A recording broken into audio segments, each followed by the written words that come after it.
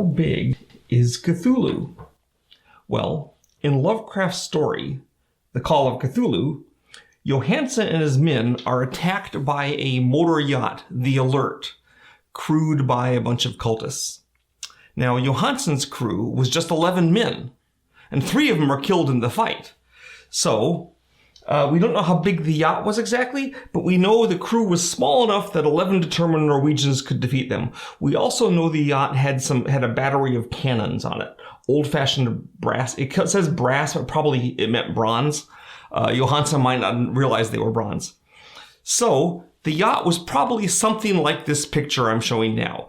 This is the Medea. This is a steam yacht built in 1904. It's 134 feet long and 17 feet wide. The prow of it is 14 feet above the water. Now, this is important because it sets up how big Cthulhu could be. We have 2 definite clues to the size of the monster that attacked Johansen and his men when they landed on Rollier, Cthulhu's island.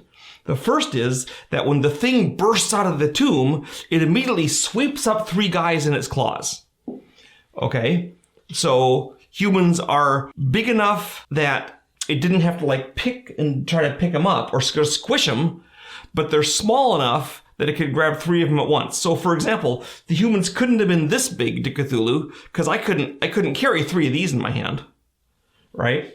And they couldn't have been ant-sized because then I would just squish them. So they're probably something like this in size. See, I can sweep up these things, just grab them off the ground and hold them in my hand. That seems to be about, in this range, seems to be a good size for humans to be compared to Cthulhu's claw.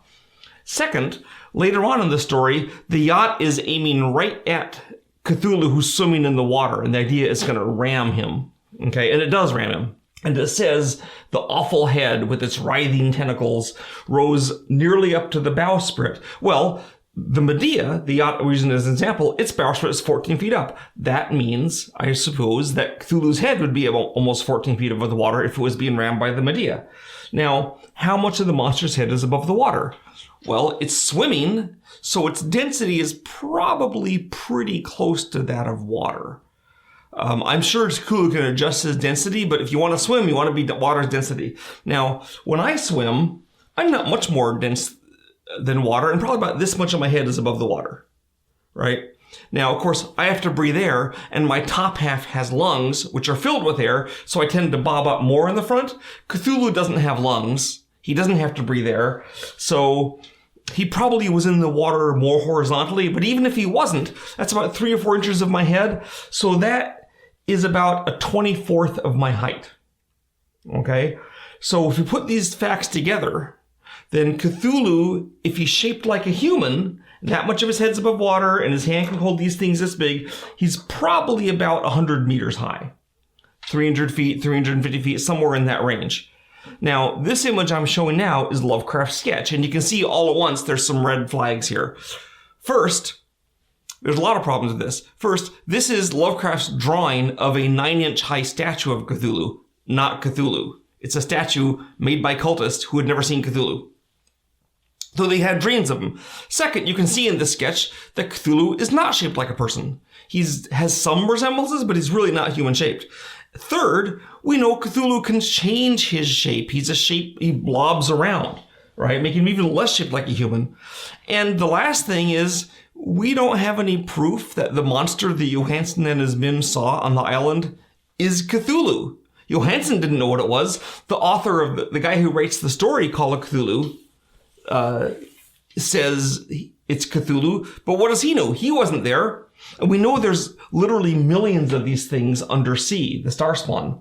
So it might just be an ordinary star spawn, which is still plenty big. Now, it could be Cthulhu, but if it's just a star spawn, then maybe Cthulhu is 100 times bigger, 1,000,000 times bigger, who knows? But the important thing, and this is really useful for gaming, is that in the story, the monster they fight, whether it's Cthulhu or a star spawn, is very close to the exact correct size for a human to be this big. In other words, one of your gaming figures is to you as a real human is to Cthulhu.